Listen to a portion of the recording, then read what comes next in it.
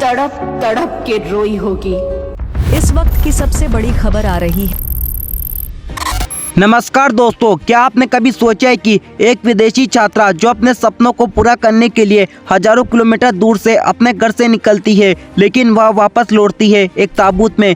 यह कहानी है प्रकृति लामसाल की, जो पढ़ने में एक होनहार छात्रा थी, जो नेपाल से भारत के ओडिशा स्थित काइट विश्वविद्यालय में पढ़ाई करने के लिए आई थी। लेकिन 17 फरवरी 2024 को उसके हॉस्टल कमरे में संगीत परिस्थिति में उसकी मौत हो गई। लेकिन सवाल उठते हैं, यह आत्महत्या थी या हत्या? और सबसे बड़ा सवाल, क्या उसे इंसाफ मिलेगा? प्रकृति लामसाल सिर्फ एक नाम नहीं है, बल्कि हजारों ऐसे छात्रा की पहचान है जो अपने देश से बाहर निकलकर अपने सपनों की उड़ान भरते हैं। वह सिर्फ 22 साल की थी, पढ़ने में होशियार, मिलनसार और जिंदगी से भरी हुई। लेकिन 17 फरवरी की सुबह जब उसके रूममेट से दरवाजा खटखटाते हैं, तब कोई जवाब नहीं मिलने पर मजबूरन कमरे का दरवाजा तोड़ दिया जाता है। कमरे के अंदर संगीन स्थिति में प्रकृति का शरीर मत पड़ा था। किसी भी इंसान की रूह कांप सकती है। जब ये मामला पल भर में पूरे सोशल मीडिया पर फैल गया, लेकिन प्रशासन इसे आत्महत्या करार देता है। लेकिन सवाल तो उठते हैं, एक लड़की जो अपनी पढ़ाई में इतनी होनहार थी, अचानक आत्महत्या क्यों करेगी? क्या वह किसी दबाव में थी?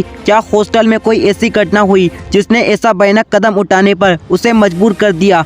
जब नेपाली छात्रों द्वारा न्याय की मांग की तो प्रशासन द्वारा मामले को दबाने की कोशिश की गई। नेपाली छात्रों के विरोध प्रदर्शन को रोकने के लिए सिक्योरिटी तक बुलाई गई। छात्रों के साथ मारपीट करके उन्हें भगाने की कोशिश की गई। इतना ही नहीं, कॉलेज के महिला प्रोफेसर द्वारा नेपाली छात्रों के खिलाफ नस्लीय टिप्पणी तक की गई। मैं आपसे पूछता हूँ, क्या ये सही है?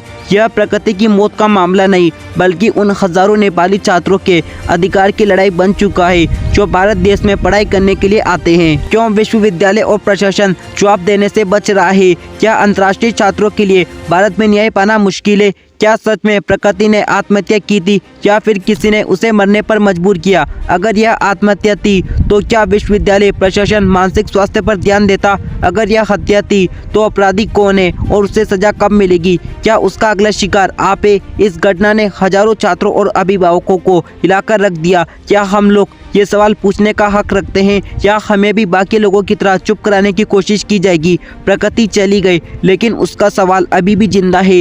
यह सिर्फ प्रकृति की कहानी नहीं, बल्कि उन हजारों छात्रों की कहानी है जो अपने सपनों को पूरा करने के लिए घर से दूर जाते हैं। लेकिन अगर उनके साथ कुछ गलत होता है तो क्या उन्हें इंसाफ मिलेगा? अगर आप भी न्याय चाहते हैं तो इस वीडियो को ज़्यादा से ज़्यादा लोगों तक शेयर करें और आवाज़ उठाएं। #जस्टिस फॉर प्रकृति को सपोर्ट करें, क्योंकि चुप रहना भी एक अपराध है।